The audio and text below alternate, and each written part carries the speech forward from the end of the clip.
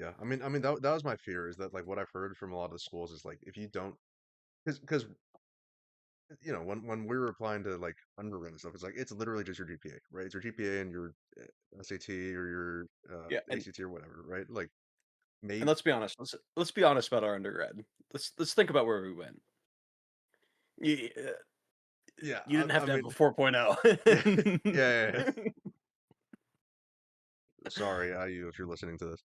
But like, No, IU makes wonderful students, but you don't have to be the top in your program to go there.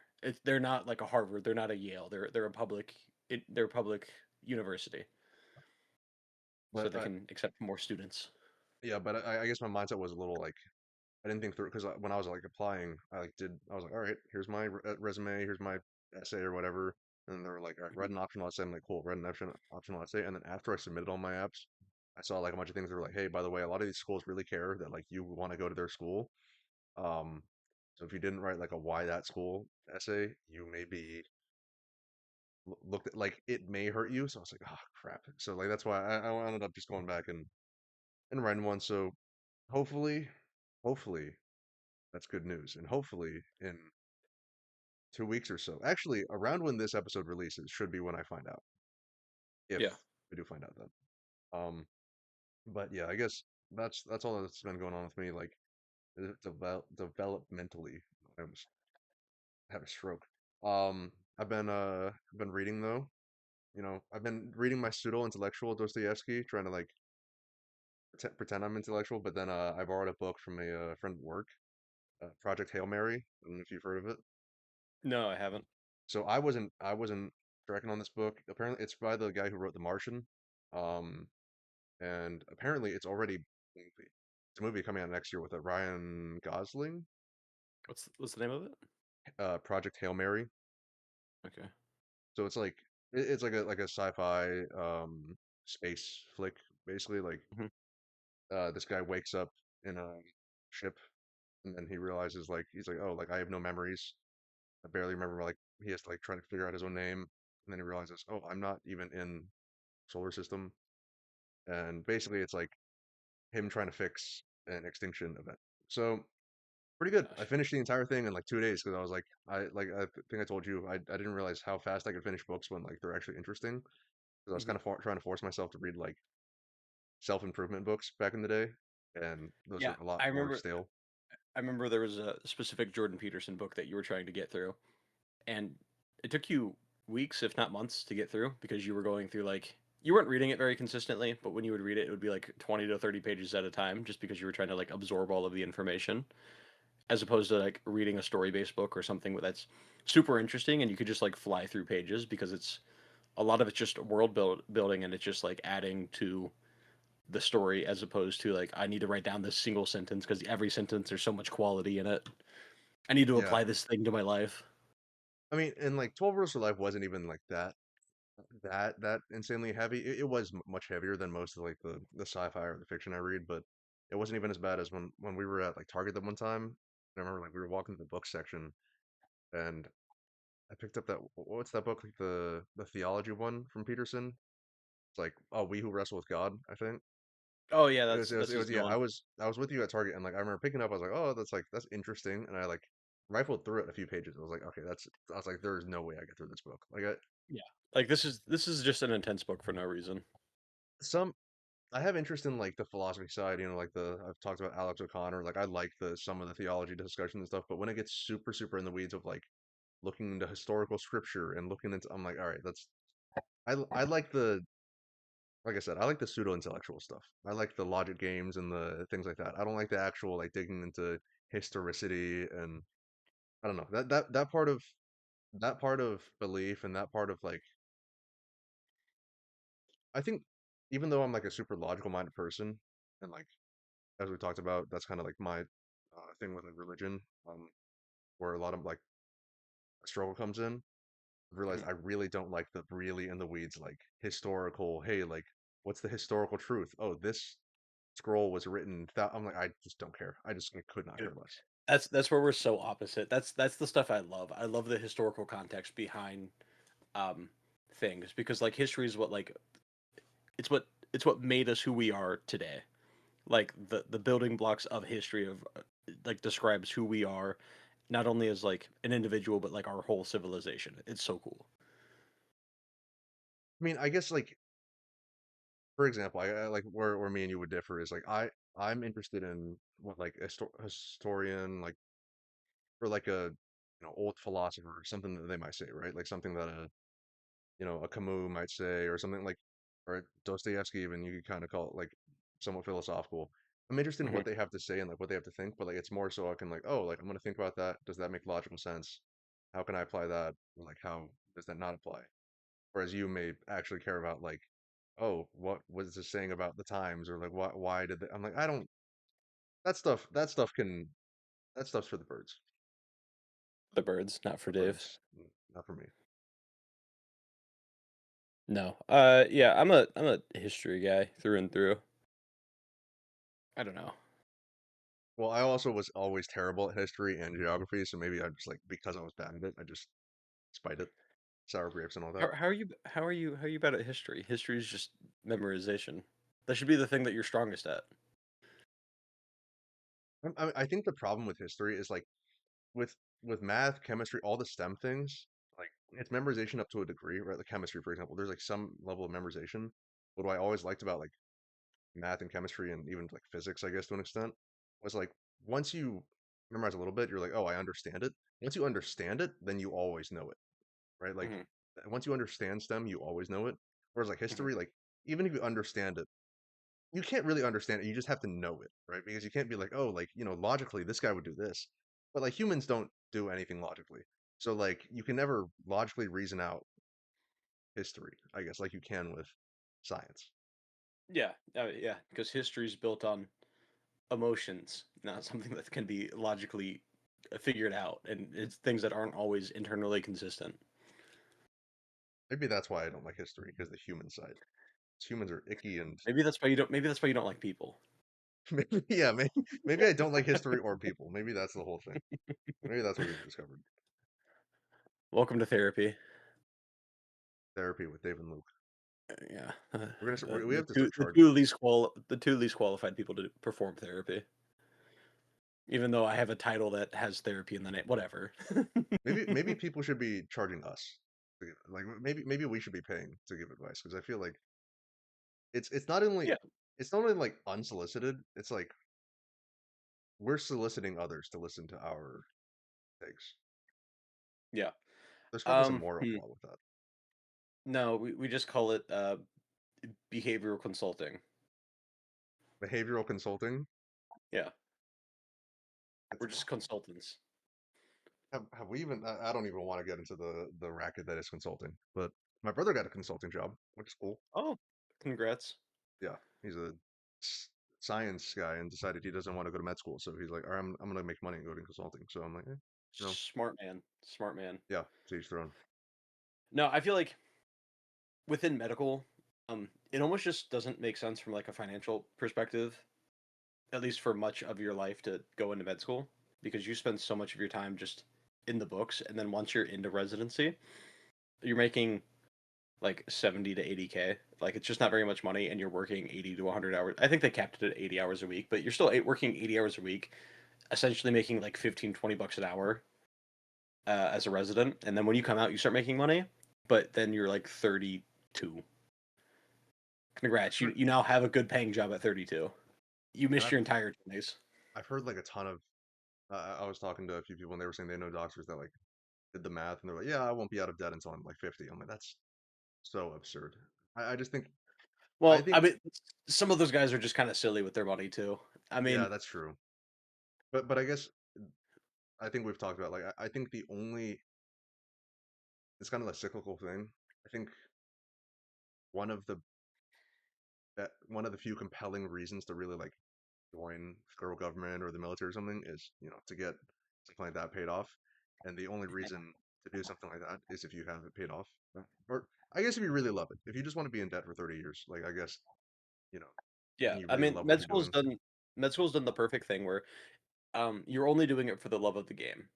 Like, yeah, there's a good financial incentive at the very end, but like, there's significantly just better jobs where you could be making more money much sooner. Um, and like yeah, by the time you're 35, you're making 200 to $400,000. Awesome. Just go into finance and you'll do that within 5 years.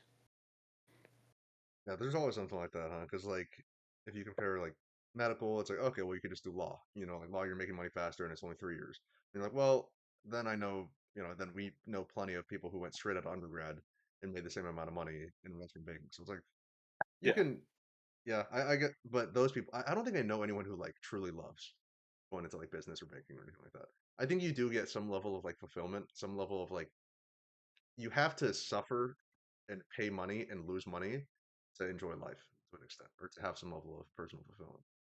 Yeah, I mean, I don't know. The few friends that we have that are making crazy amounts of money in Chicago or New York, working their finance jobs or their consulting gigs.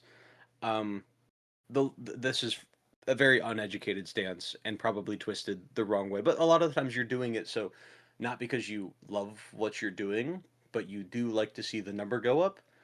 And um, not only the number, but just what the number can mean for your life. It means that you are financially stable. You can provide better for yourself and your family. And it gives you an opportunity to potentially not work for as long. Um, but there's kind of like a side effect of that because a lot of those people are working 100-hour weeks. So they're working twice as much to three times as much in a single year. So it's like, how much time are you actually donating, and how much time are you actually working? I thought we were gonna have like a really, really easy, nice, soft open, but we're already just getting really depressing. Like Okay, 5 minutes in. we'll switch it up. What have you been up Yeah. to? Follow your dreams, kids. No, all jobs. I don't know. Anyways, what have I been doing? Um, Over the weekend, I went up to Michigan to go get my dry needling certification. That was pretty cool. Do you know what dry needling is, Dave? You stick like a really long needle in someone and like it's like electrified, right? Sometimes, yeah. Um, yeah, it's basically just like where Eastern medicine meets Western medicine, and they kind of like do like a weird fusion between the two. That's kind of the I won't get into the topic yet because I know that's like an actual topic, but like that's kind of the part of the issue that I take with some people who are super science based, like my kids would tell, for example, someone would be like, oh, Eastern medicine, there's like nothing to it. Acupuncture, massage, it's all useless, it's all placebo. I'm like, all right, like this stuff like does work, right? Like like you can say Yeah, maybe some of it's placebo, but like this has worked for. yeah. I mean, but there's like in my course specifically because there's dry needling is relatively. It's not new. Like it's been around for a while, like 20, 30 years, but it hasn't really become popular up until like the past 5 to 10 years. And because of that, there is some, but there's not a ton of like reliable evidence-based research behind it. But there is like hundreds upon hundreds of articles about acupuncture, and acupuncture is really good scientifically and medically for a couple different things. It's really good for pain relief. I mean, just straight up, it does a bunch of things with neurochemistry in the brain. It what is it? It spikes adenosine. It spikes cortisol, which is it does sound bad, but it's good for helping you get to sleep. It spikes. It decreases pain, and at times it can improve overall function. And this is compared with placebo. Like it's like a double-blind placebo study. So it's like those things like actually work. It and depending on the study, sometimes it's like statistically. I mean, they're all statistically significant, but it's determining on like if it's like if it meets MCID, which is what's MCID? It's like does it matter? Does it make changes clinically? Like can you like day-to-day differences? Can you like actually see the differences versus just like statistical finding the p-value? Yeah, I mean, Um I have like personal experience, like when I tore both the tendons in when I tore the tendons in both my wrists, like Mhm. it was I went to like a family friend and like they did like acupuncture or something and like immediately like the pain went away and I like was better in like a week. Even though like this like I was basically unable to move my wrists for like weeks on end, and then acupuncture and boom, it like fixed it for me. And Mhm. I think yeah, I think there is obviously it sounds like a bias, right? Like looking at me when I'm like defending acupuncture, right? Like because like a lot of times it does come off like that, but at the same time I'm like even if it wasn't for that personal experience, like I think that that is something that I take issue with when people are so much like, oh, like you have to be able to identify the exact mechanism that this thing does to help you and like Mhm. scientifically proven. I'm like, some of these things just work, right? Like some Yeah. of these things just straight up work. And like a lot of things within Eastern medicine, there are research articles behind it. It's just it's up to you and your willingness to look at them and to see like if they're actually like justifiable and like to see if you they're out there. So it's like, do you want to confirm your own biases and stay ignorant, or do you actually want to like look into them a little bit? Um, that being said, like acupuncture is just it's not a cure all. It's definitely not. But if it makes you feel better and you like it, then go for it. Why not? I mean, I'm guilty of it to an extent as well. I was watching a podcast. It was like a 3 or 4 way debate that Alex O'Connor was on. It was some other British guy hosting it. I don't know if you might have seen it pop up. It was them. It was like Alex O'Connor, a Christian apologist, uh, the one like Indian doctor guy, like Dr. K or something. I've never watched his stuff, Oh, but dude, Dr. K's cool. I like Dr. K. so so he was like talking, and I was like, okay, like this guy seems cool, but like he was as he was talking, he was bringing up a lot of stuff. He was like, yeah, I like focus my chakras and stuff like that, and I was like, my first instinct was like, dude, like what? You're a medical doctor. What are you talking about? Like Yeah. this is completely made up.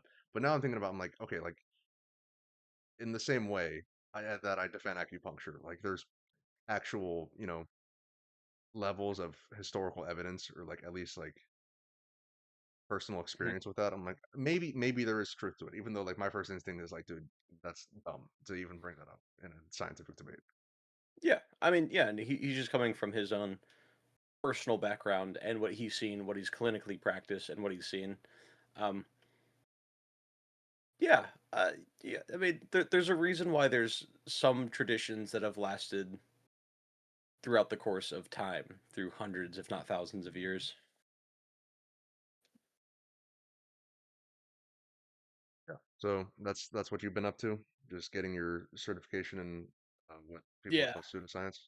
and pseudoscience. No, it's not pseudoscience. I mean, because like the difference between acupuncture and like the science behind acupuncture is that like if you look at like standard Eastern medicine, it's about like um you put a needle in a bunch of different spots to pass chakra through meridians.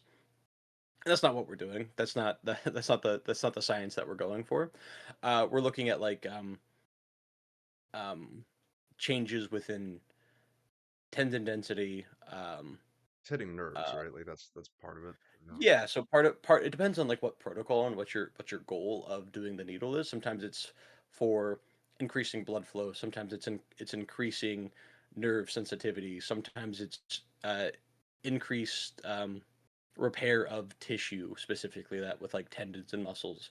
And sometimes it's like I said, that's like improving nerve conduction velocity by just stimulating areas around the nerve so that the body sends in um, inflammatory like an immune system response to help calm down the tissues. So where acupuncture kind of just goes like skin deep, dry needling goes through muscles, it goes through fascia, it goes through tendons, it goes around nerves, and a lot of times you're like tapping the bone kind of like as your endpoint. It's cool. I mean, like, I mean, very anecdotally, like, I did a little bit on my friend today. He was having some IT band issues. I threw like 5 needles in, off it, but just based off of a protocol that has research behind it. And then immediately he was just like, "Dude, that just feels immediately better." I'm just like, "Dude, that's awesome." Like, it's an issue that's been going on for like a month now. I threw it in. He's just like, "Dude, like all my pain just went away." I'm like, hell yeah. I might have to get some free for that option. just to because the body's been hurting for like 6 months now, and I have heard like there's PTs because like there's PTs here that I heard people go to, and like yeah they even like on base or whatever at work they'll Hmm. talk about dry needling and all that, but it's just always one of those things where it's like I know I should, but I'm just waiting for the problem to get bad enough, and then I'll go. I'm waiting Yeah, for the problem to get bad it's enough to where like I literally can't you can function, and justify then going. Yeah, yeah, which is like and one of the worst things that you should do because a lot of times the intervention that you need now when you just have like minor aches and pains is a lot easier to fix than something that's further down the stream.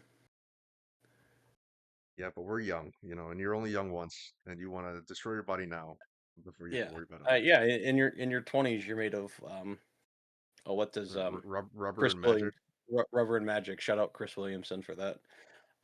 It's yeah, it's he probably got it from somewhere. He does a lot of references, but I never pay attention. I just assume it's his original thought. But yeah, we're all made of everybody in their 20s and teens are made of rubber and magic. I feel like my magic's fading and my rubber's gone stiff. Yeah, you're like an old tire with just a fairy godmother who doesn't really care much anymore. Yeah, I feel the same. Like I can't remember if I mentioned this before, but like I mean I don't- I think we are in the same boat where most of our peers or like colleagues are you know either older than us or like significantly older than us. And I've mentioned before every time I try to mention like yeah my body kind of hurts or whatever, they'll be like oh like you're 25, you don't know what it's like to hurt. I'm like yeah, but I was 18 once, and like I was lifting 7 days a week for 4 months straight, like double the volume I do now, and I hurt way more now than I ever did at 18. Like Yeah. I was like 18 to 25 is still a big jump. It's not, and I didn't And realize that. I never thought I would say that. yeah, it is a big jump. It's you yeah, you've got a fully developed body now. And with that fully developed brain and body, it realizes that you have pain and you notice your pain more. The joys of maturing, the joys Yeah. of living. Yeah, Life is suffering. it's fun. Life is pain. Anyways, we've gone dark again. So let's go. I don't know how we went dark from dry needling. Um It's it's a, s- it's our secret. It's our it's it's our little talent. we we always go dark. We should show up to um America's Got Talent and just be really depressing on stage the entire time. That's how they get the no, golden yeah, buzzer, right? we have to start like super positive and then like we have to go negative, get kind of positive again, and then go really, really negative and just stay there for a little bit of time. It's a special skill. I think that's also just our generation. We've got a generation of doomers. We take like almost like perverse pleasure in it. I was watching it. So I was watching. I haven't watched Good Mythical Morning in like over a month, and I just happened to watch some of their videos today, and I was like watching one, and like Brett was like talking in one of their videos or something, and he's just started going on this rant about like late stage capitalism, and like he's like yeah Oh we're god. gonna do all this just to make a buck, and then Then everything falls apart. one of the crew was like hey some people use this as their comfort show, and then he goes oh well it's fun at least, right? And I'm like yeah like at the end of the day it's like yeah like everything's falling apart, but like I think that's how our generation copes. And Yeah. The first time I've ever heard the term of late stage capitalism was earlier this year when all the planes were crashing. And I was just like on Twitter and it was like the third or fourth plane American plane that had crashed at that point. And somebody in the Twitter comments was just going like, "What's going on? Why are all these planes just falling out of the sky? Or why are they failing to deploy?" And the comment underneath it, and it had it. They ended up getting ratioed, but the comment underneath here said, "This is the effect of late stage capitalism." And then I had to go look it up because I had no idea what it meant. that's a whole rabbit hole that I've gone down to an extent. I've gone really no, we don't need I to go mean, down like that rabbit hole now. just a small comment, and then we can move on. But like you see it. I mean, you see it with all of, like everything that's being mass produced and how everybody has these quote unquote nice things, but then everything breaks. The perfect example of that is everybody's got a refrigerator that they've had for like 40 or 50 years that just like it sits in the garage or it sits in the basement and it works perfectly. but then they buy a new refrigerator and they have to end up replacing it every 5 to 10 years. I mean, it's the whole consumerism thing. Like I think the context I had for it might have been from like a Cole Hastings video or something, but basically the fact that none of us can actually afford to invest in like actual houses, real estate, real property. Like that, we can buy lattes and boo and PCs, right? At the end of the day, like we don't have the money for the real stuff, but Are we you can buy calling some are things you to keep calling us me out? happy. Are you calling me out with my recent PC Luke got a purchase? brand new PC. He's gonna be a gamer full time. Be a gamer. I'm switching to streaming. No, I've got a PC that I originally hand built myself from used parts in 2013. That is the PC that I'm currently using now. And I kind of figured since I've got a big boy job, I should upgrade to something, I don't know, something that's not 13 years old. Um, so I bought a used PC. I bought a used PC for a couple $100. It's just hard It's because I got feel parts. like It's got parts that are like 3 or 4 years old. That's perfect. That's everything I need. I feel like on one hand, there's like the late stage capitalism thing where it's like, oh, like we're just buying these things in the meantime to, keep us distracted from the fact that we won't ever actually own anything and blah blah blah and all that and like the digital world. But at the same time, I'm like, I don't want to get too far into that because I also hate like feeling guilty about buying things that make me happy. Like for example, I've gotten into magic. I don't know if I told you this. Oh, I think you're tracking. People got nerd, me into magic while I've been here in nerd, Virginia, and I nerd. own a good amount of cards now. But like, I still have spent the least out of the entire group, out of like 10 people. But it's still a good amount of money. It's still a good chunk of money. But like, I also don't want to. Part of me is like, oh, I don't want to like, be wasting this money and just throwing it away into this stuff. At the same time, it's like, oh, it brings me some level of joy. It brings me some level of enjoyment when I'm hanging out with people. So it's like, Mhm. it's it's just it feels like we're I mean, constantly just riding that delicate balance of like, okay, I need to be an adult and like be able to afford real things, but like I can't really, so maybe I should actually just make myself happy a little bit for now. oh no, your vice is magic cards as opposed to getting your $5 latte or drinking every weekend. Your vice just looks different. You don't have to be a complete utilitarian where you're just like I have my twin size bed that's on the floor. I've got my laptop that I grabbed out of the trash can because it was free. That's. I mean, you can do that. You can be a complete utilitarian, but that's where's the fun in that? If you have something and you buy it and it gives you at least a little bit of joy for a decent period of time, why not? We're defending late stage. Dave and Luke defend late stage capitalism. That's going to be the title for this episode. I like that. Woo! Woo! No, I mean, I don't know. I'm in the process right now of like I'm beginning my hunt for houses and or cars, and it just the amount of money that you need for anything like worthwhile is like scary. It's like a scary amount of money. Yeah, I think I mean like it's like what we've been saying about like buying the small things that in the meantime, like 'cause it's just literally can't function off of like, hey, I'm gonna make this. Because I've seen guys that I know, right, like here in Virginia, that like have bought houses, and they're like, oh, like I have a $3,000 mortgage. I literally put Your house store. half of my monthly income into just that, at least. Like Yeah. like that's and they make a lot of money. They make a good amount of money for our age, and they're putting over half their income every month into just a mortgage, like a 30-year Yeah. mortgage. Yeah, that's kind of on them. They spend way too much on a house. Yeah, I mean that is their fault. I think. Like I think at They some definitely point it could have makes got a sense to house rent. that they definitely could have gotten a house that was like 50 to $100,000 cheaper. Drop that mortgage down to 2,000 ish dollars.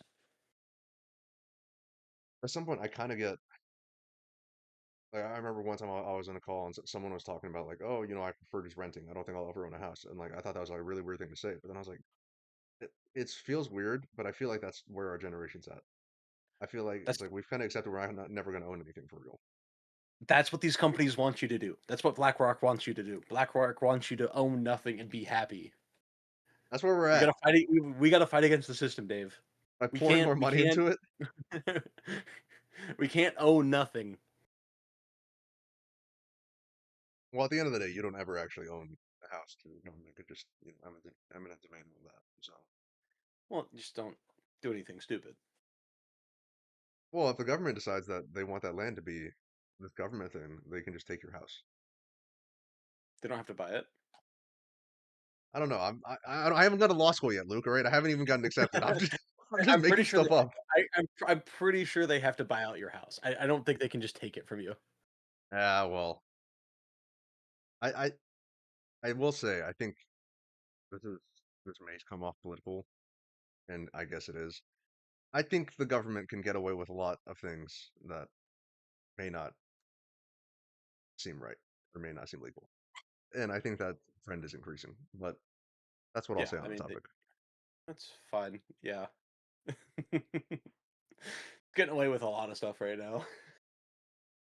Yeah, I mean, I even heard something I was looking at like, oh, like, is the military going to get paid or something? Because I was like, if this thing keeps going, the shutdown keeps going, and I'm pretty sure it will, because from what it sounds like, no one's budging on this thing. I was like, is the military going to get paid? And everyone's like, oh, Trump said he was going to, reallocate all this money, but it's not quite legal. I was like, all right, but like having worked with money in the government, I'm like, all these rules are made up. All the rules are made up, and the money doesn't. Money's fake, and the rules don't mean anything, right? Like, Yeah, I mean, we have an infinite supply of money. We just print more. yeah. So Can we print money during a government shutdown? Is that a thing? I don't, I don't think so. I think I Because don't like know. Let me. there are still operations of the federal government that remain unchanged. Yeah, but I feel like everything else is shut down. Let me see. Government shut down. Like you still have to go into work, right? Yeah, because technically I'm an essential worker, even though I do data entry. I'm less essential than most of the civilians that are getting furloughed. Oh, the government cannot continue. Oh, wait, it can continue to print. Yes. Yeah. Um, Okay. what's crazy is something I learned is that I know they're trying to do. I know Trump's trying to do away with this now, but I only learned this last week that federal employees, they're like furloughed or whatever, they're like temporarily laid off. Hmm. What I was thinking was that, oh, they're temporarily laid off, but they'll get their jobs back eventually when funding starts, and then we'll get our back pay for the time we worked. Apparently, when they're furloughed, they're going to get back paid for that time they get off. So they're just getting PTO right now. I was like, why do we, military and essential like they still get paid? I was like, okay, like we can get PTO also, right? Like I'm not on a Yeah. ship, I'm not in a combat zone. Give me some time off. It'd be Yeah. nice. Yeah. Take some PTO. Why not? No. But no. No. It's very interesting. I kind of forget that the government's in shutdown right now because I am not a federal employee. It does not impact me whatsoever. Nothing about my day to day life changes. Uh, so I just kind of forget that's a thing. It's crazy also that the congressmen and women still get paid while the government's on Yeah, that's the shutdown. nuts thing. It's like I saw the article. It's like, oh, by the way, Congress, who's causing this, they'll get their pay. They'll get their money. Everyone else, Right? Do you know what a really quick solution to the government shutdown is? You take away their pay. yeah, and you don't give them back pay. I like that. I like that idea. Yeah. You work Hey, for you're free until you give everyone else their hey, salaries. you guys as a quote like they essentially act as like a board of directors for a company. Like they can't get their shit together. Your company's now failing. You now have to face a punishment for it. You don't lose your benefits. You just lose your pay. You lose your weekly or biweekly pay. And I then you think we could can't fix take it for money the from college. lobbyists either. I feel like that's the part that people have the most issue with. The Man, I lobbyists just and the yeah, I just don't know how because I used to be like such a big proponent of just like banning like lobby groups, like not like in the sense of like meeting with your the people that were elected, but with like just the amount of money that needs to be exchanged to get anything done. It just feels weird. It feels wrong. But I don't know if there's like a better system because then you would have just millions of more people. It kind of like it's like a barrier to entry where it's just like you got to have this much money before these people are willing to talk to you. It feels very strange. I mean, that's that's part of my descent into my political change. Recently is kind of like looking into that and realizing like, oh, by the way, yeah, we're told we have a say, we're told we have a vote, and we're told that we have a voice, but you don't. You must be this tall to ride.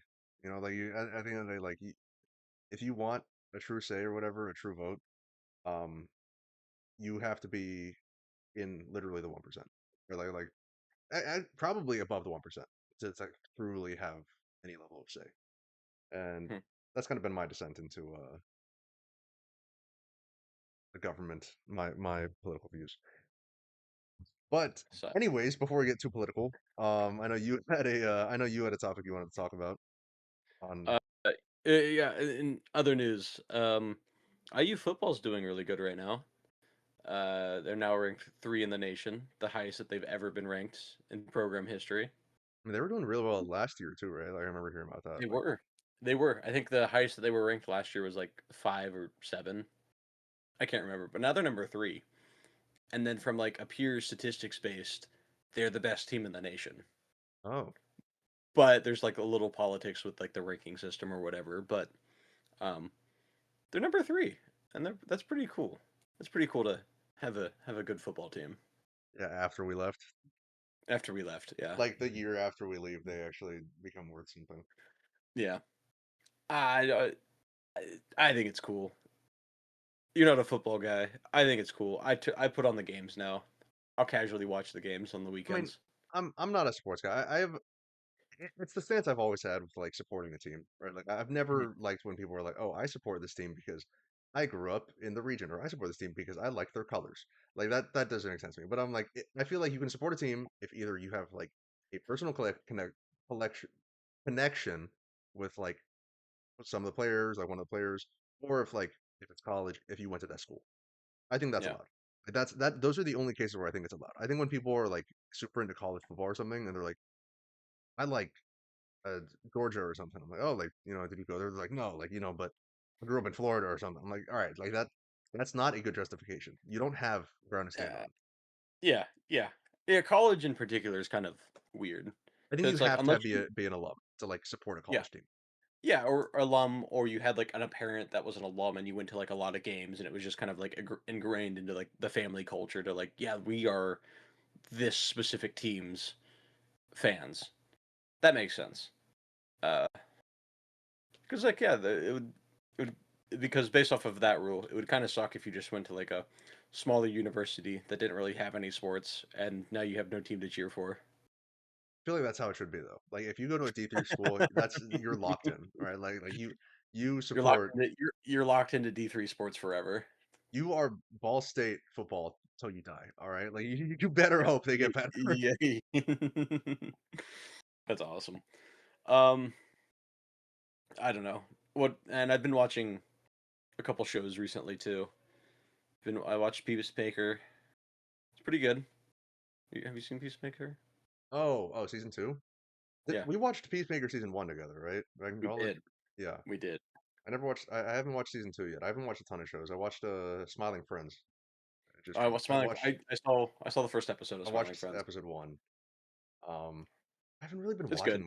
much stuff. Yeah, I did like that one. Mr. Boss saving his office, saving his building. The only stuff I've really watched past like month or so was Dan. I've watched season two finally, and I'm waiting on Free Run and JJK season threes. So Wait, when is JJK getting dropped? January. That and Free Run are both January. Oh, So I've oh, got big, nothing big to do year. for now. I'll get into school and then I'll just watch anime until I start school. That'll be my plan. There you go. There you go. That's a good plan. Um, what else? Peacemaker was good. Finale kind of sucked, but it was still good. Gen V. Were you ever? You've seen The Boys, right? I've seen The Boys. I watched Gen V. I heard the final season's coming out. Did they make a Gen V season two or something? Yeah, there's a Gen V season two. It Oh, got like oh, I zero haven't even seen it. publicity. It got absolutely zero publicity. I didn't know about it until like one of my friends told me about it. I'm just like, oh, didn't know that was out, and like it had been 6 of the episodes have dropped, and I'm like, oh, I'll go give that a watch. It's also really good. I think it's better than season two so far. I'll give Gen V a watch. I heard Invincible season whatever the new season's coming out as well. I saw the teaser for that. Yeah, they just dropped a teaser trailer. That'll be good. We've I got some think. slop to consume. We've got Yeah, some good consumerism slop. I need some good slop in my life right now. I feel like I've been pretty slopless recently, and I've just been wandering, wandering, and I don't know what to do. You've been working too much. You've got work and wage cell on the brain. You need more slop to consume. You will consume and be happy. I know. I need a little bit of slop. I don't know. I don't know. Work's weird.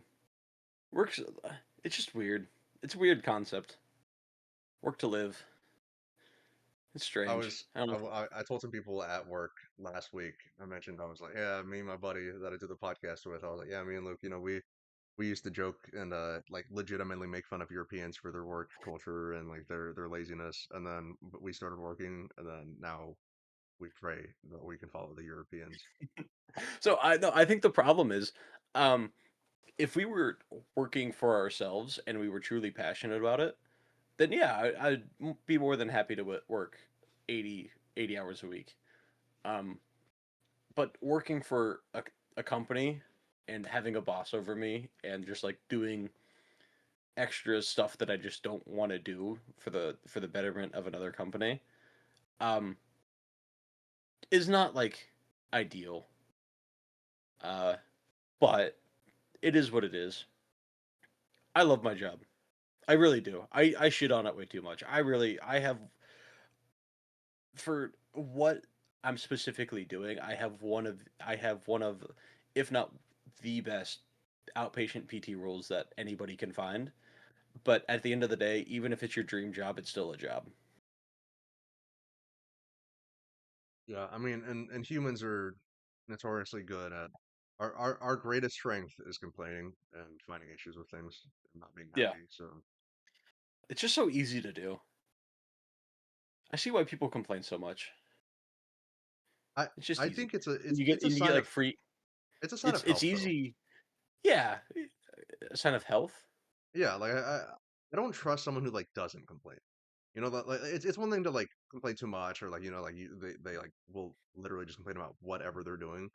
Like someone Mhm. who's like just too happy go lucky and they're like, yeah, you know, like whatever I'm doing, that's cool, man. Like, you know, I'm just here to have a good like I'm like, all right, dude, like You, you don't like free spirits, Dave? all right, like you know, you can spit out the Kool-Aid a little bit, buddy. Like you don't gotta just gulp Are it you, talk- down. are you? Yeah. Okay. Okay. So not the free spirits. You're just like you're anti like complete company men that are just like I love this company. I'm gonna die for this company. Yeah, I think maybe I'm just very anti-establishment, whether it's, you know, God, Dave, government you're or sounding so liberal now. This is I'm crazy. so liberal now. But like, I think I'm just I mean like, you know, we can talk about like on the serious side, like stuff like government and corporations and stuff. But even like as we mentioned, like I've always never understood the team A, team B, like sports Mhm. teams, stuff like that. I think I've just never, as a person, I've just never really needed that association with like I need a group, I need an in group, and maybe part of me is elitist and looks down on people who do, and maybe that's a flaw. Maybe that's something I should work on. Yeah, maybe.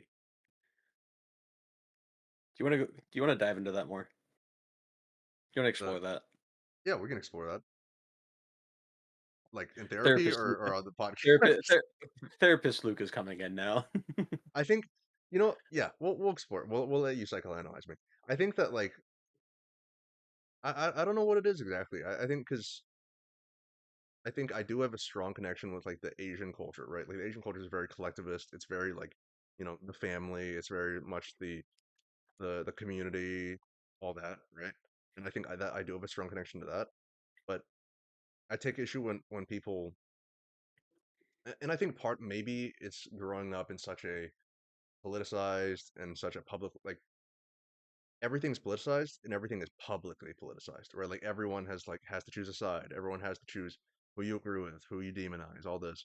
And I think that's just rubbed off on me in such a way where like I just can't respect people who like fully buy into a group, right? People who and also our groups, I think like our friend group, in college, our like my friend group from high school, we've always been like the people that were kind of anti-establishment. Like even when we were in PGN, our group was Hmm. always the, hey, we're not really involved. We just kind of hang out and like do what we want and do our own thing.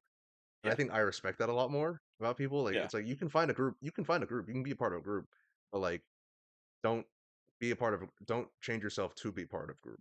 That's kind of yeah, my stance on it. And I think a lot of yeah, people in today's society are very, very willing to just swallow their pride and their morals just so they fit in and like they can be like, oh, I'm part of this team.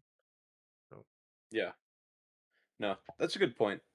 Because I wonder how many of those people that like take on roles or positions that go against their built-in moral and ethical code know that's what they're doing.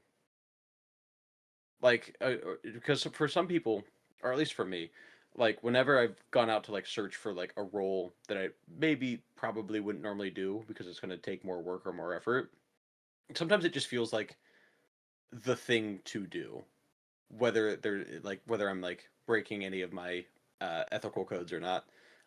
But I didn't really realize it at the time. It would just kind of felt like, oh yeah, this just feels like the next progression for me, and I'm gonna accomplish this task no matter what it takes. Um, and like in hindsight, there's like some things, like some roles that I just probably wouldn't do now because it's not worth the effort and the time and the sacrifice to my uh the standards that I put on myself now.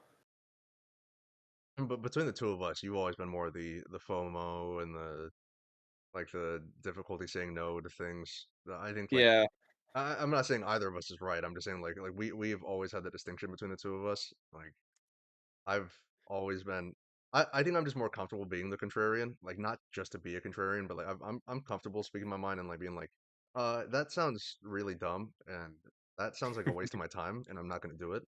yeah. Whereas like I think that may cause more strife for you internally to be like to go against the group and be like, I'm gonna do my own thing. No, I don't know. Maybe I'm entering this pseudo adulthood. I feel like I've been in pseudo adulthood now for literally forever. Um, but like the older that I'm getting, the more I'm more willing to be like push back a little bit and be like, no, I don't want to do that. That sounds like it sucks. I don't want to do that.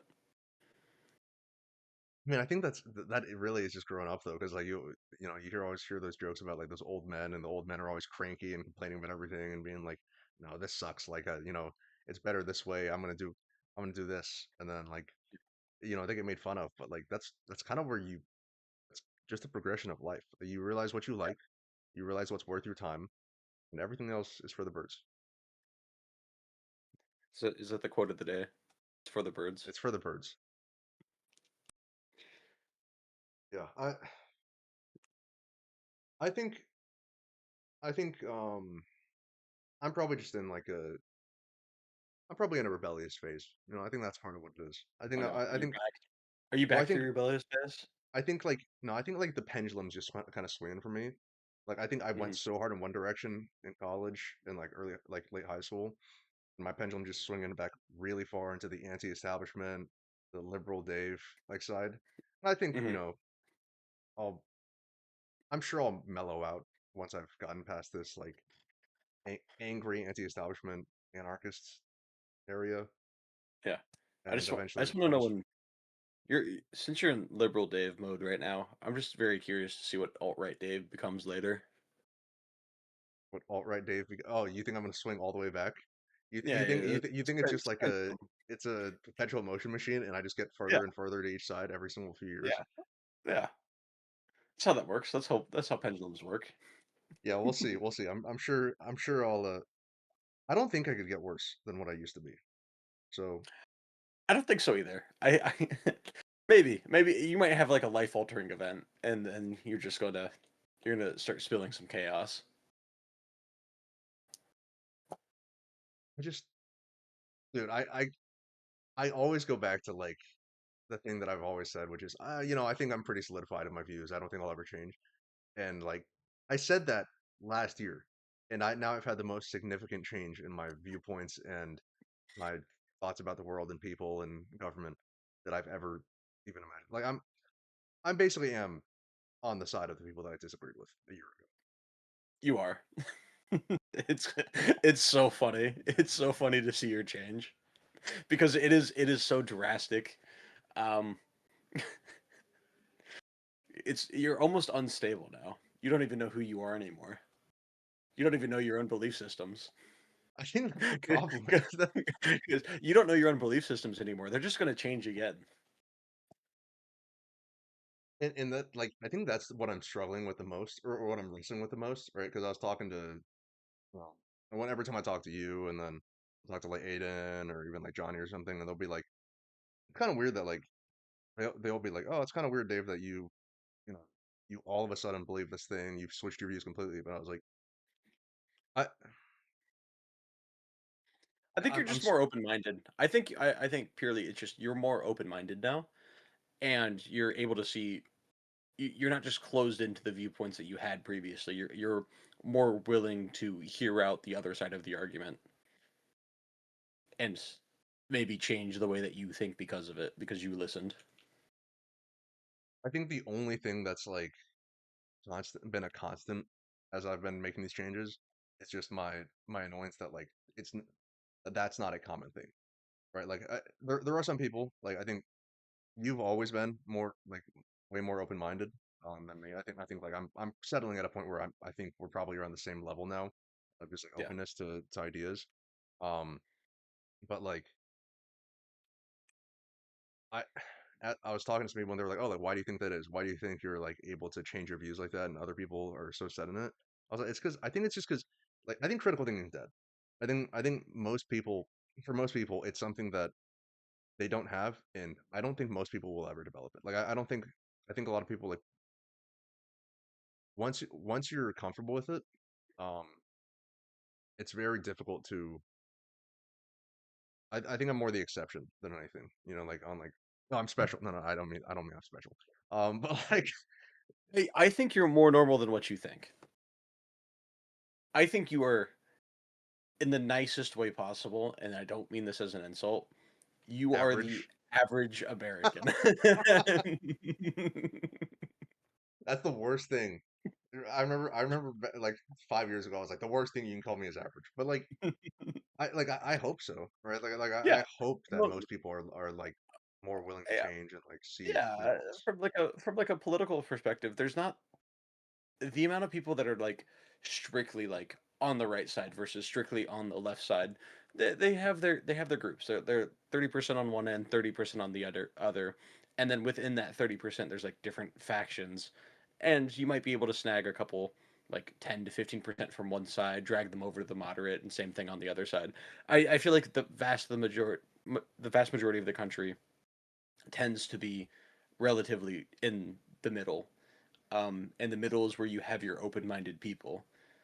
But then the people in the middle are often some of the most demonized people because they're just like, yeah, I mean, you're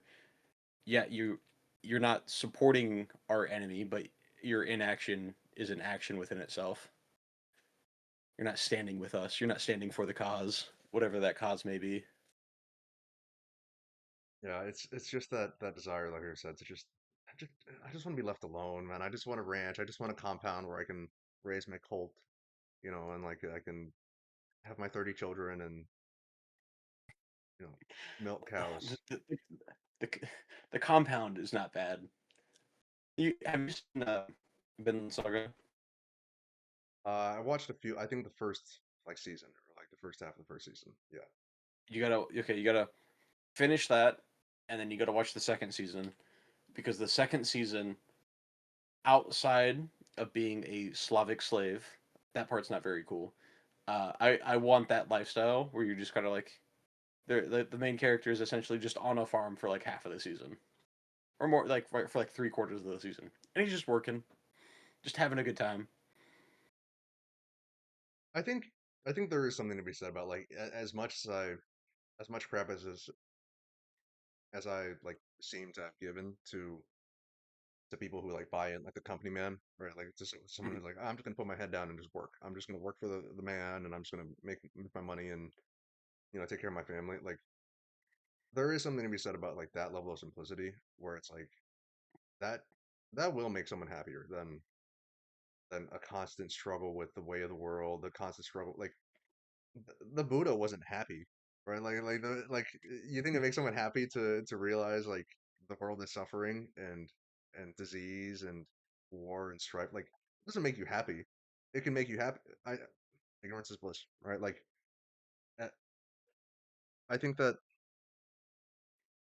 maybe the reason why I hate like groupthink. I mean, think's one thing. Maybe the reason why I hate like the company man or someone who just drinks the Kool Aid is because I know they're happier than me. Maybe that's why. Are you Maybe it's just envy. jealous? You're jealous, yeah. I mean, that's fair. I mean, I'm very jealous of the people that can just put their head down, do their work, say yes, and like find fulfillment through that. Um, and I don't know. Maybe it's all of the content I've consumed over the years, but I don't find that to be super engaging or super like I don't want that to be my life goal. But then you talk to at the same time, like when you talk to anybody that's like been working for a while, like 40s, 50s, 60s, when they were starting their job, they were never trying to be happy with their job. They were just trying to find a job to provide for their family. They were just going to eat shit for 8 hours for the of the day to provide for their family because providing for their family is what brought them happiness. And I think that's the ultimate goal. Okay, okay. Here's my revelation. It's you don't find happiness within the work that you do. You find happiness through the things that your work can provide for you and your family. And even less for you, it's more for what you can provide to others. Um because I mean we've talked about it. The guys people like us we don't need a lot to be happy. Mhm. We need we need a computer and we need an internet connection and a shitty mattress to lay your head down at night. That's it. That's all we need. We don't even need bed In a gym frames. to go work out. Yeah, you don't even need a bread frame. That's luxury. And a gym membership. And if you don't have a gym membership, you can go buy some weights and throw them in your garage. The happiest people I know have a home gym. It's the American dream. Home gym is the American Yeah, dream. Let's be honest. yeah, a home gym in their garage, and they just park their cars outside. You don't even need a car, just a bike and a home gym, and that's I don't know. Wow. I'd like a car. I think I'm too materialist to not have a car. Yeah, I don't I'm have to too have the best lazy. car. I just want something that's reliable and can get me from point A to point B. I started taking walks. I don't know if I told you. I've become walk pilled. I've Oh, instead of doing like okay. the stairmaster and all that, every single day I just take a 2 mile walk around the neighborhood and like spend the Don't you best just feel better? exercise and just the best like mental clarity. Like I just walk Yeah, around like hello, and just to like the yeah. neighbors and everything. Like yeah, That's how it's I know when I'm the that's how I know I'm like depressed. Um is when I start taking daily walks because I'm just like I like in my brain I'm just like I know I'm grumpy. I know I'm in a bad mood. And then I like okay, I got to go do something. And I just remember on like one podcast that I heard that like um just going on your daily walk increases your serotonin by a certain percentage. And so like when I'm like the most sad, I just go on long walks because it does make you happier. It doesn't matter how much of a bad mood that you were in previously. You just feel better. been that's been helping me a lot. I think if everyone just like worked out and took more walks around the neighborhood, I think would be a lot better place politically. Yeah. Yeah. Sigh. Fitness requirements to exist. Actually, I did have a question written down as I scribbled in my notes the past Okay. like 2 or 3 weeks. Based on like kind of us talking about people who just find happiness in like providing for their family. It kind of goes back to that question we had back in the day. This is like 5, 6 years ago now, or 5 years ago when we did the podcast. It was like we talked about people who were kind of happy with like what some people would consider like mediocrity, right? Like there's some people who are like, oh, I'm happy just to work in my hourly job and then just make enough for rent and have enough for food once in a while.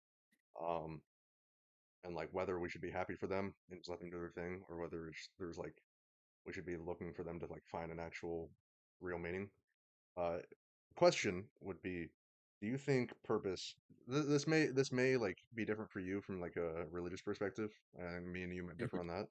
But do you think purpose is objective or subjective? Ooh, that's a good question. Um,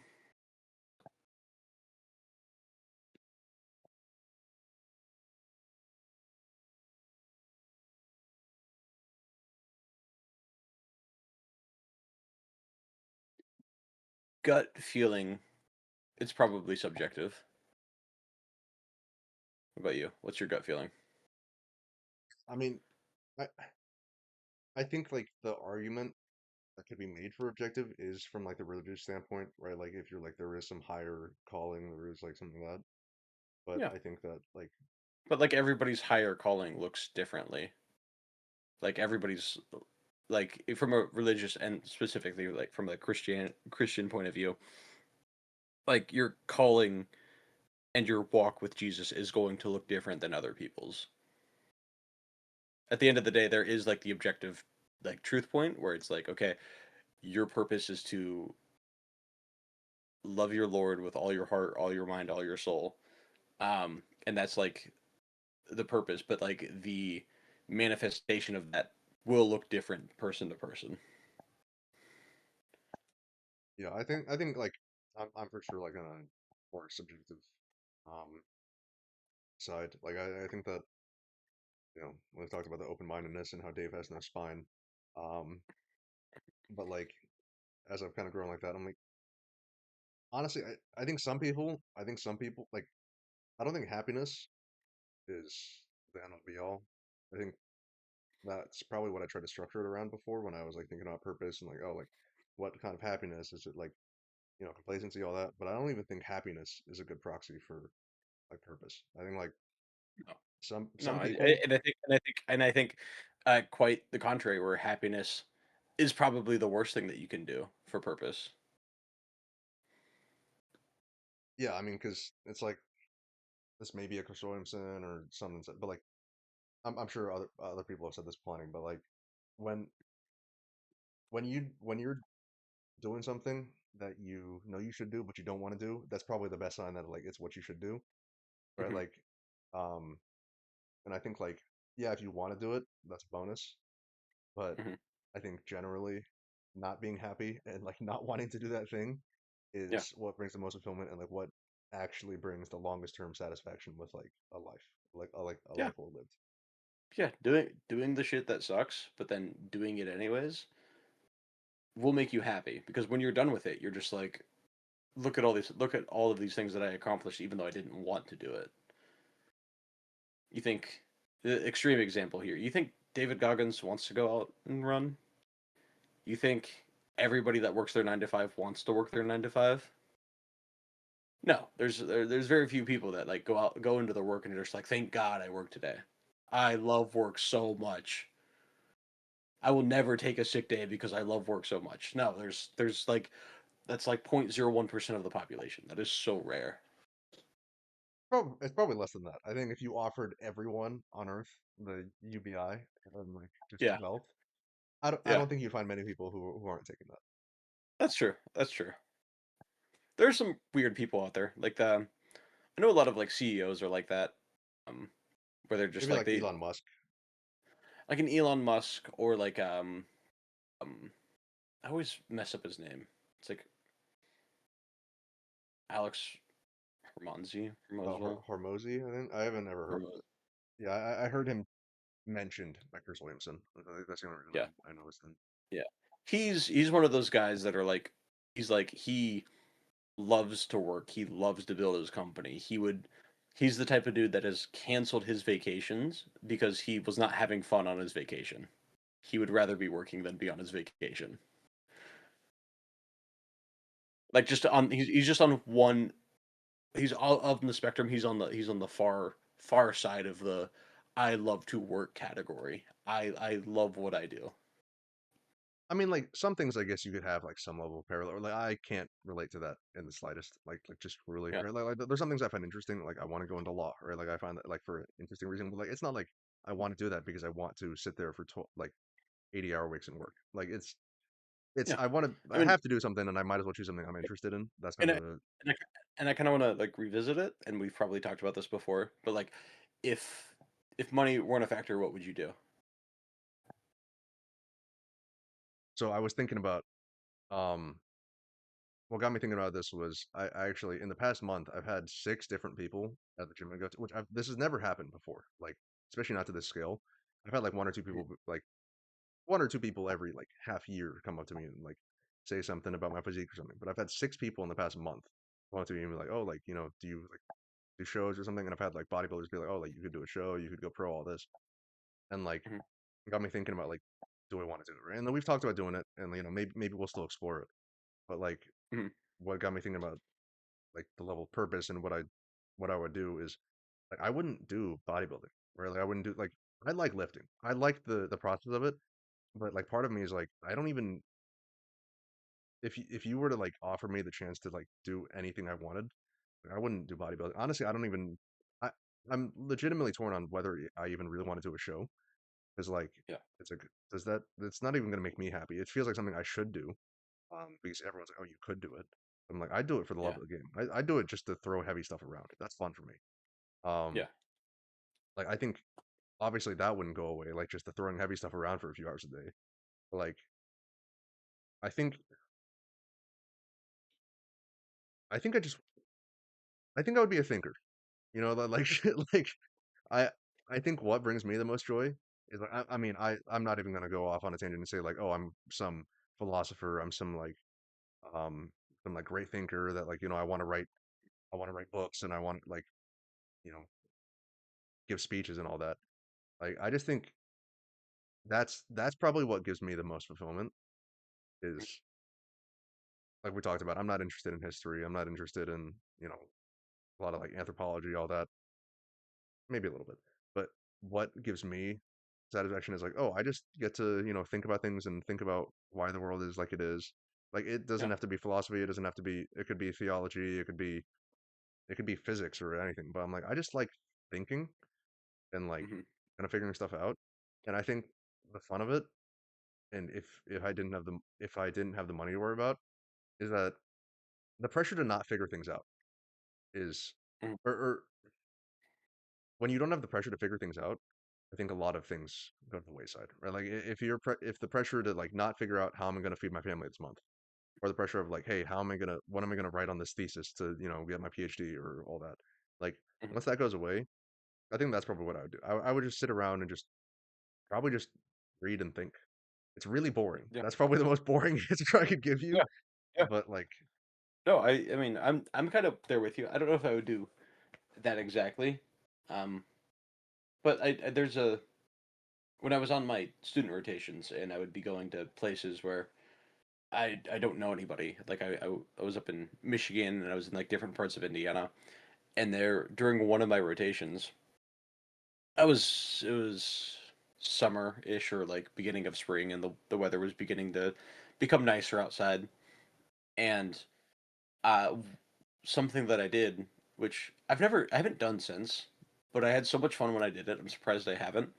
Where I brought a book and I brought a journal, and I had it just like kind of in like a little like not like a satchel, but not quite like a backpack. And I was just kind of like walking around. man Um, purse. Man purse, sure, why not? I was walking around Ann Arbor, and I just didn't really want to be at the house, and I wanted to be out and about. And it was later at night. It was like 10 or 11, and I found my way to like just a bar, but I wasn't like at like I went into the bar, walked outside, and I just like sat down and wrote for like 2 hours. Like that, like I'm surprised I haven't done it since because I really do just like writing, and it wasn't like any like super thought provoking writing. It was just me journaling for 2 hours about like my experiences and like how far I've come in life and like what my goals are, and it was just kind of like I was like writing a little story. I would like to be a writer. I think if and I don't know what I would write about, but I just had so much fun in that 2 to 3 hours where you're just kind of you hit the flow state. Everything's just kind of like it's making sense as you're writing it, and it just feels fun to do. and maybe not even to publish, but just to create something. I think my answer to my question would be I just want to create something, something worthwhile. At least to me. It doesn't have to be worthwhile to anybody else. Yeah, I think that's kind of that is one thing I resonated with, like the Dr. K when he mentioned like ego death or whatever. People talk about ego death and like how like that's kind of how you find actual purpose. But I think like Hmm. that's kind of what I'm realizing is like when you take away the hey, I want to do a bodybuilding show because I want to show that I'm better than people and I want to win this thing. Or when you take away like, hey, I want to be published so people will read my works, whether it's fiction or your Yeah. philosophy or whatever. Like once you take that away and you're just doing it for like the love of the game, like I have with lifting or like writing or thinking or whatever it is, like I think that's where I'm coming to, and I think like I'm like on the cusp. I think I think I'm on the cusp of realizing what would make me happy, and now I just Mm. need UBI so I can do it. Maybe Andrew Yang was right all along. We need UBI.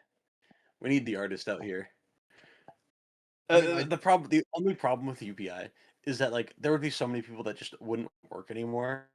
You'd get a bunch of just shitty authors and a bunch of shitty artists that just are producing uh, stupid writings and stupid paintings for nobody to consume because there's just too much. You flood the market with too much stuff. I You mean, you flood the market with a market that's already way too flooded. I do think that's what a lot of. I don't think it's even most. I don't think like most people even find that fulfillment from like just like creating stuff just to create it.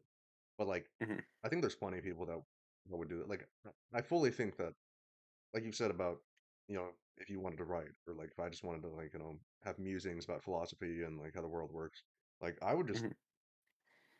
in a perfect world I wouldn't care about being published or people reading it even or like people even Yeah, recognizing that I have these thoughts. Like it's kind of just for the love of the game and just thinking through it myself and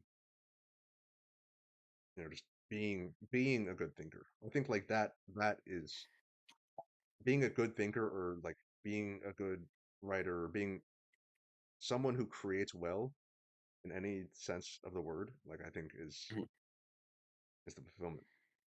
yeah. Maybe It's that's almost why we put so much focus on like oh maybe this is a hot take. Maybe that's why there's so much focus on religion and like a creator. Maybe creation is what humans crave. crave. Just creation Yeah, for I for could the see sake of that. creation. Yeah, no, I could see that.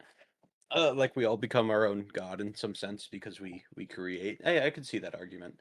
Um, I think more less from the religious perspective, but more just because we're always consuming. We're always consuming something, whether it's books or TV or shows or movies or music or podcasts or we're always just overstimulated, and so I just want to put back into the world, and not even necessarily for the world to see, just to know that I have the ability to create as well.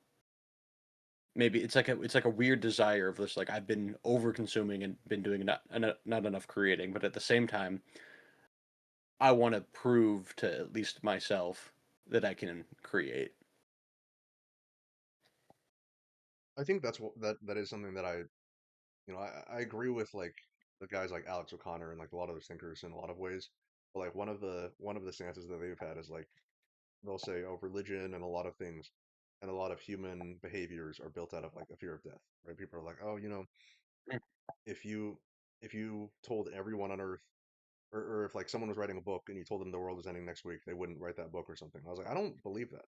I think there are Mhm. plenty of people who would like if we were working on a project, if I was writing a little paper or like you were writing a book or something, or like if I was, like even working out, I think if you told me like the world was ending next month, I think I'd still go to the gym. I think I'd still work on my little pet projects or whatever. I think I'd still do those things, right? Like like even if it doesn't matter, I think like Yeah, you just and yeah, you just continue to do the things that you love.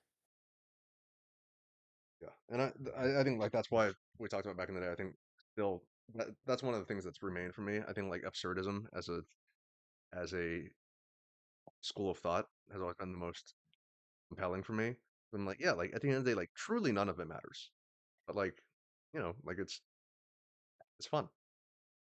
It's a good Yeah, time. Like, who yeah, cares? In spite of it. yeah, yeah, yeah. Who cares? Except for the people that care. Those people care. Do you think if you were to put a percentage on it, right? Like let's say it's that thought process. Let's say every person on earth was planning on writing a book or making a song or whatever. They're all doing like some passion project. What percent of people do you think would continue doing that if you told them the world was ending next week?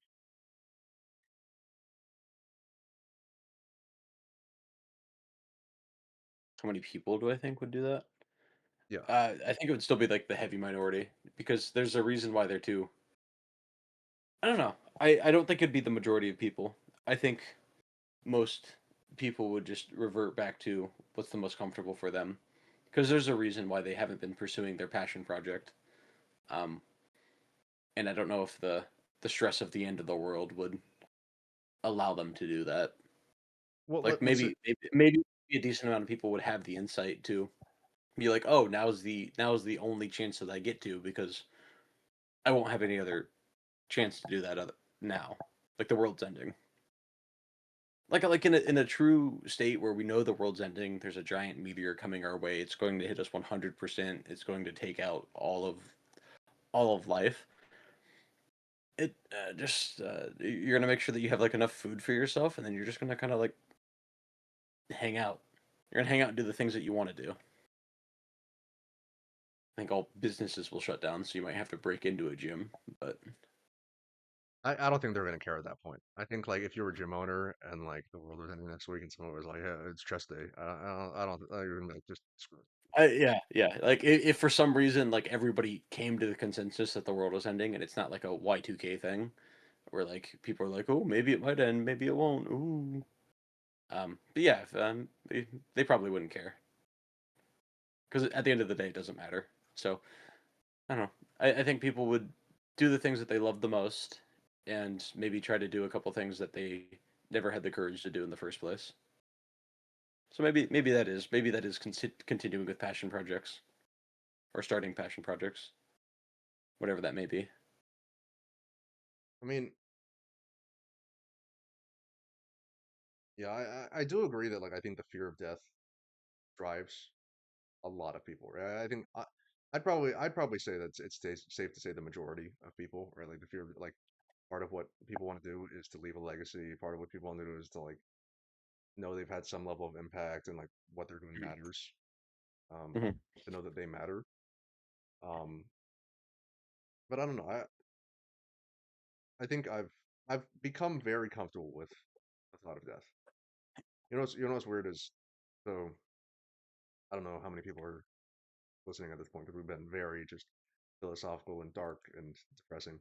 Um, but as I've like kind of had a little stray away from religion, um,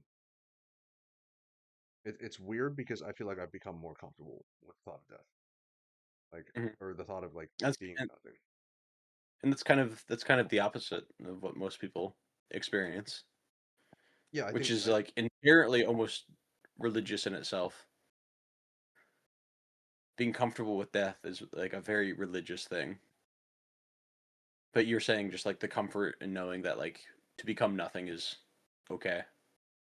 yeah, I mean, because I think there's a lot to be said about the fear of hell and all that, like fear of like Mhm, the human creation of hell, and the human idea of hell, things like that. But like it almost seems like I know a lot of people, plenty of people, and I'd say all religious people get a level of relief and a level of um comfort from like the thought of, hey, there's an afterlife. I'm guaranteed to go to this afterlife. I will be happy. Like mhm, it's eternal. I think that, but I think that like for some reason, and I think I'm not special in this. I know there's plenty of people who have said this, like Rhett yeah. from Good Mythical Morning, Alex O'Connor, like a lot of the people I've listened to. A lot of them are like, well, if it's like just nothing, it's kind of the thought of like, what do you remember before you were born? Same thing Yeah. afterwards, right? Like Yeah. it's kind of it's not. I wouldn't say it's a comforting thought. I wouldn't say I'm like comforted by it, like people would be with like religion, Hmm. but like I'm okay with it. Yeah, I feel like the comfort with death that comes with religion is the promise that there is something. So I think it's the fear of dying and that the promise of an afterlife gives you comfort. And so like if you don't have that original fear of death in the first place, then no, I mean, yeah, it's like you're gone. You don't exist.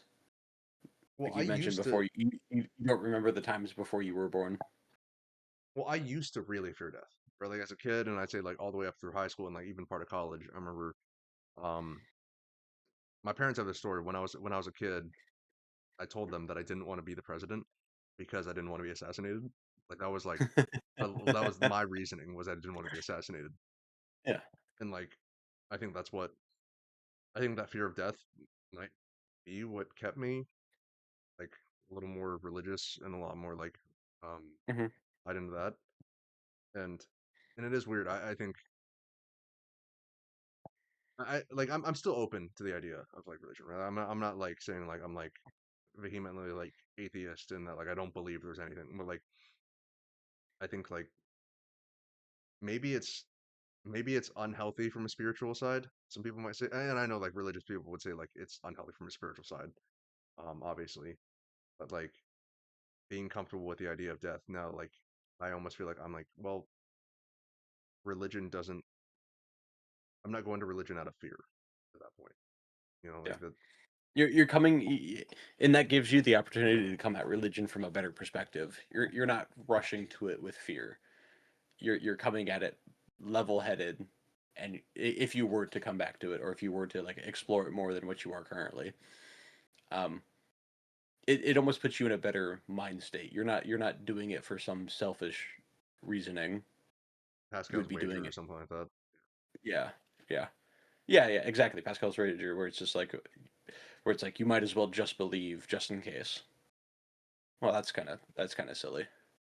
That's a Yeah, silly argument, I think. I've always thought that's like one of the silly. I know that's not even a very reputable like. I don't think many people think that's a super solid argument, but Yeah. I mean, like it makes sense. Like if you don't really think about it, you're just like, yeah, I probably should just believe just in case. Like it's almost like having insurance. It's like I probably should have insurance just in case. I think I what probably should I probably should have, I don't know, like hurricane insurance in Michigan or Indiana just in I probably case. should get my building terrorism insured for $40 billion. Yeah. Well, uh, And don't show up to work that day either. yeah, I probably should have a dermatologist. Okay. Uh, woo. Oh, yeah. But yeah, like I mean, I think what got me kind of comfortable with the thought was something that I keep going back. It's weird that Good Mythical Morning, one of the hosts, like that's one of the catalysts for like my comfort with death. Um, like Rhett, like he's been on a lot of podcasts, a lot of religious talks, talking about his experience because he was like a very like evangelical Christian. He was like pastor at some point. Yeah, he was Um, he was he was what I would call a super Christian. yeah, like beyond very very Christian, and like kind of the point that he mentioned was like someone was like, oh, like aren't you scared of hell? Aren't you scared of what comes after? He was like, well, like you know, you could ask a Christian or a Muslim, like, hey, are you scared of the Jewish conception of hell? And that's no, like I don't believe that exists. Or like Yeah. it's kind of something. It's like I don't fear the other thousands of hells. I don't fear the other thousands of eternal torments and all that. Like what's one more kind of thing. Um, Hmm. I didn't mean for this to get fully religious, but that's kind of where we're at with the fear of death. But Yeah. yeah, I don't know. I think I think it's been nice because I think some people are tied up with the you know, when we talk about the free will argument or we talk about the afterlife, right? Like some people are like, oh, you know, if there's no free will, nothing matters. I might as well just wallow. Or if there's no afterlife, you know, like what does it matter? Like I'm just gonna die anyways. Hmm.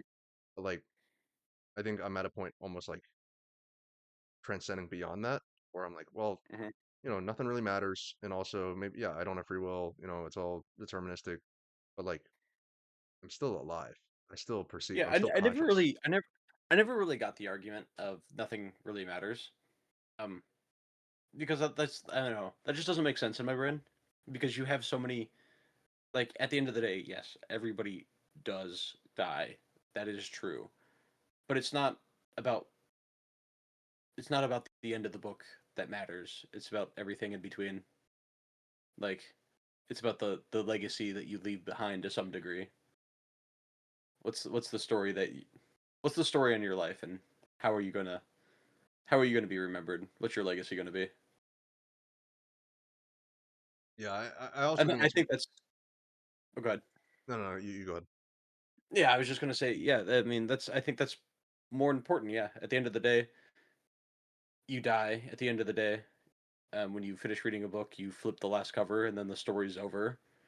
Um, yeah, you don't have to read the book and you don't have to live a meaningful life, but I think living a meaningful life fills your life with purpose. Um, and whatever that is to you, people are different. People live different lives. I mean, I think part of what I would say, uh, this is I actually don't know how I thought of it. I'm sure I got this from someone, and I'm sure I'm plagiarizing at this point, not even giving credit. But like, Hmm. um, I think part of what can give you some like can give someone some level of comfort, you know, because we're arbiters of truth, and we, you know, we're people come to us for comfort. I'm sure, like, you know, they want to know what Of we course, think. Why don't we ask Ja of Rule what course. he thinks? Um, but like, I think what can give some level of comfort, um, at least it does for me, when people are like, oh, like, you know, the argument's always like, if you have no free will, then, you know, you don't actually influence anything. Why does it matter? Like, why don't you just do nothing and sit around? And, well, because like suffering is still real, right? Like Mhm. to, I think that's the one of the realest things that can be to like to us, whether you believe in an afterlife or not. Like your current suffering and pain is real, right? So it's like, Mhm. do you want to suffer for the remainder of your however long you have? Like you could say it doesn't matter afterwards, but like kind of matters if you suffer for 60 years beforehand, right? Like or you suffer Yeah, for even 5 years after, like beforehand, yeah. right? Like so, like why How, not yeah, ameliorate that suffering a little yeah. How much suffering are you willing to tolerate? It's kind of up to you. A lot of cases, it's up to you. There's some people out there that don't have that choice, but bit? Yeah, you've been given that choice, so utilize it. yeah. I think that's kind of where my And that's like why I think, finding purpose comes. yeah, and I think that's why free will exists. I know we have disagreements about this, and I've kind of flip flop back and forth. I think free will exists. I think free will exists for that reason. I think so. It's weird. After our last free will conversation, I think I was like kind of in the middle, but I think Yeah, I've fully I fully am on the side of like I don't believe free will exists yeah, anymore. But like because I think I think like the one solid argument for why free will exists is from a religious standpoint, right? Like that, like you were given free yeah, will, and that there's something yeah, beyond what we can see. But like I don't know, I'm not compelled by that argument. So for me, I'm like you don't have free will. I think yeah, everything's determined or random, and if it's random, you don't have free will. Kind of that argument. yeah, yeah. But like it's Huh, so what? huh. So what, dude? Yeah, I don't have free will. Maybe everything's determined, but like if I act like if I pretend like I have free will, I don't know, maybe I'm getting way too into the rabbit I think in the you're origin. yeah. You can like if you pretend that you have free will, then you believe that you have free will, and then you act like as if you have free will, Yeah, and which then like I think carries more weight.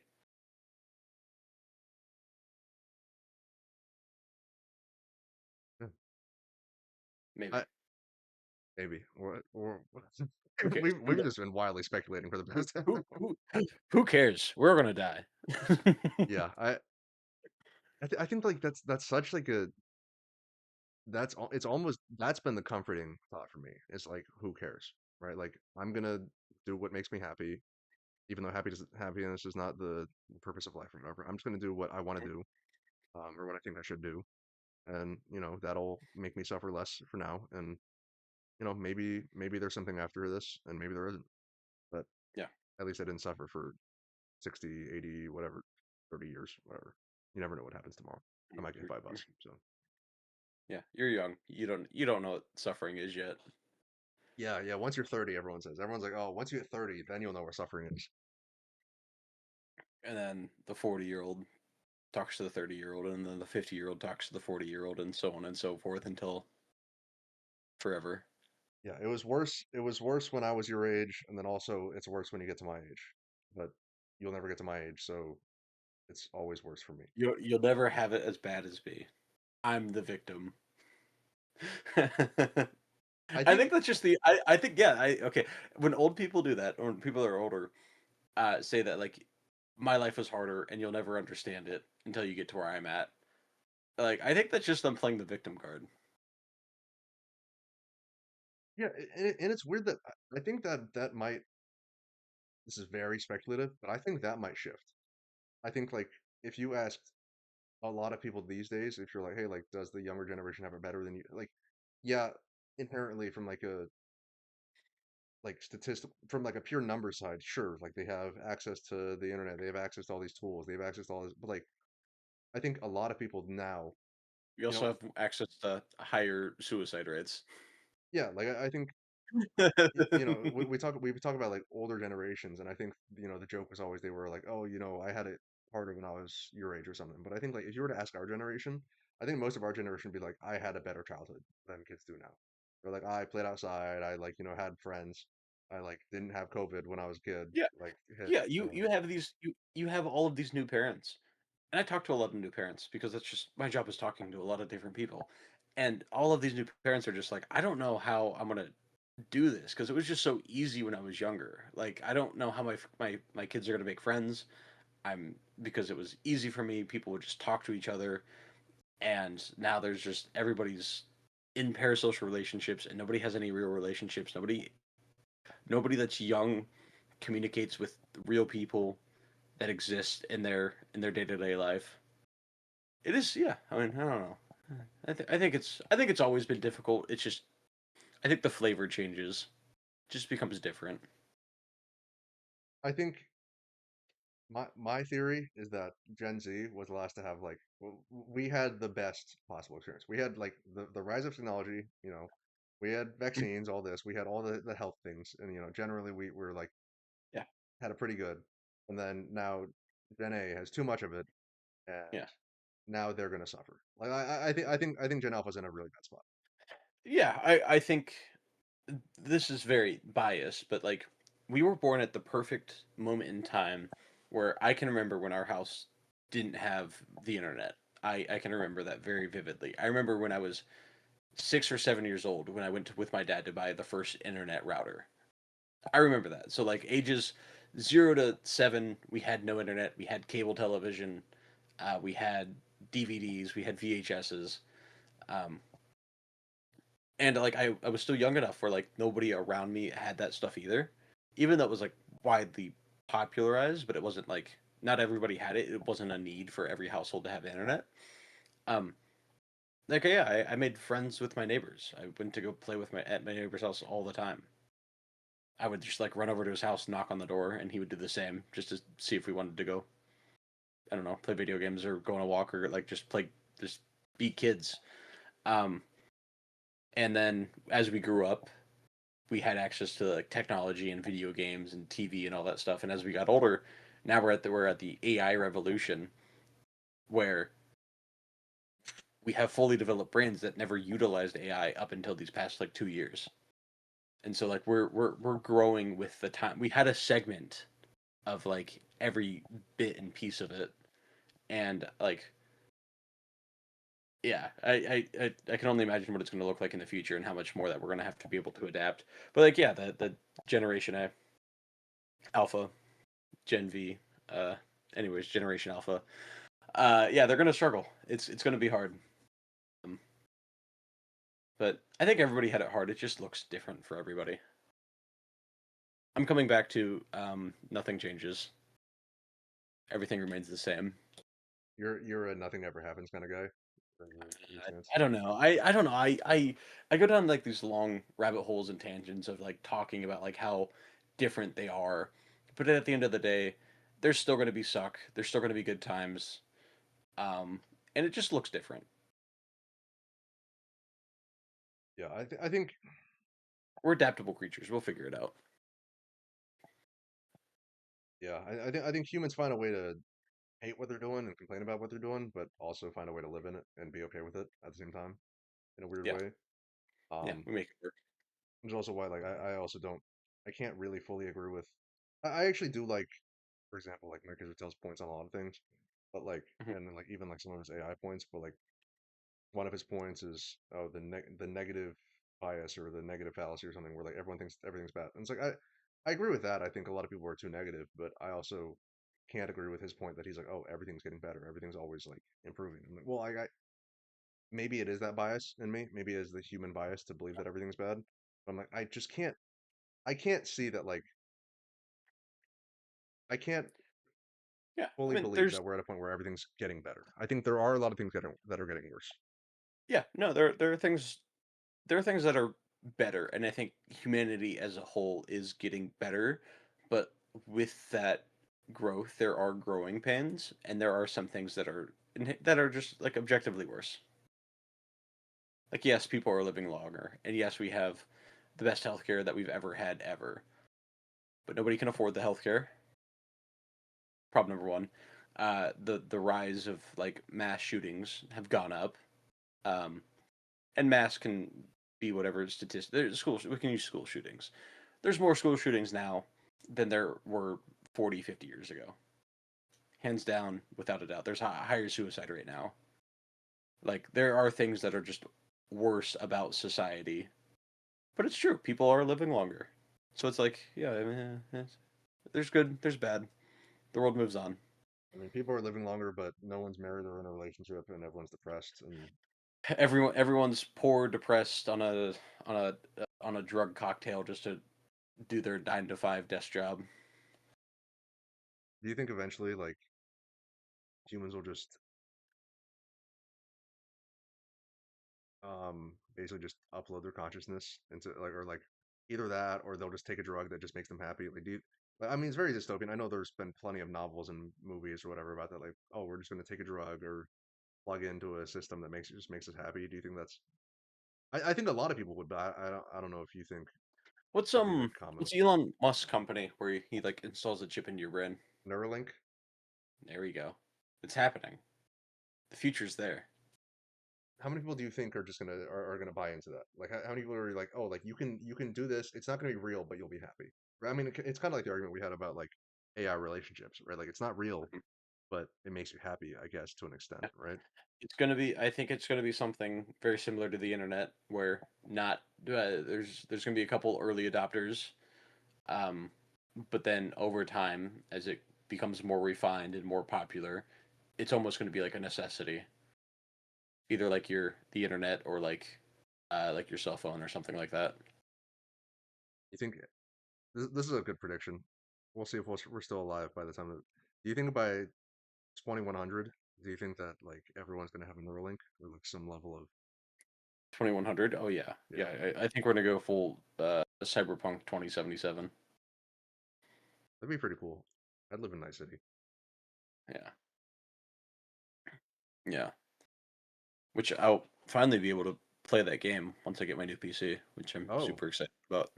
Because I bought it way back when, but my PC just can't run it, so I haven't played it. it's pretty fun. I enjoyed it Yeah, when I played no. it. I got anything else? It's No, getting late that's over a here. This yeah. is 9 o'clock's about my bedtime. Oh yeah, it is a school night. I've had a 4-day weekend, so I kind of forgot about that. But I Yeah, guess I got to go back to work tomorrow. But it's a school night. no, that's about all I got. We've been waxing poetic pretty well today. Like this is a very philosophical talk for us. But I it's nice think that we're not like super in the weeds like we used to try to do when like bring up like actual philosophers or actual things. It's nice when we can just talk yeah, and like pretend we're like we just know all the answers. yeah, we can just be like, I heard this one thing off of this one podcast that some other dude quoted. Yeah, I mean honestly, that's like we're kind of like generative AI, where like all we do is like we grab questions and we just pull from the internet and podcasts. We just pull from Ooh, Chris Williamson and Good Mythical More. yeah. A little sneak peek. I'm gonna bring this up next time. Uh, uh, there's been a couple. recent AI models that have been uh, put through like a simulation where they're. We'll talk about it next time. It's about AI blackmailing its users. Oh, oh, exciting stuff. We'll go into this next time. It'll be a longer talk. You'll have to tune in to hear it. Yep. But yeah, Well, that's everything I've got, and I think that's everything that you've got. So this is logically ignorant. We'll see you guys next time. yeah, later.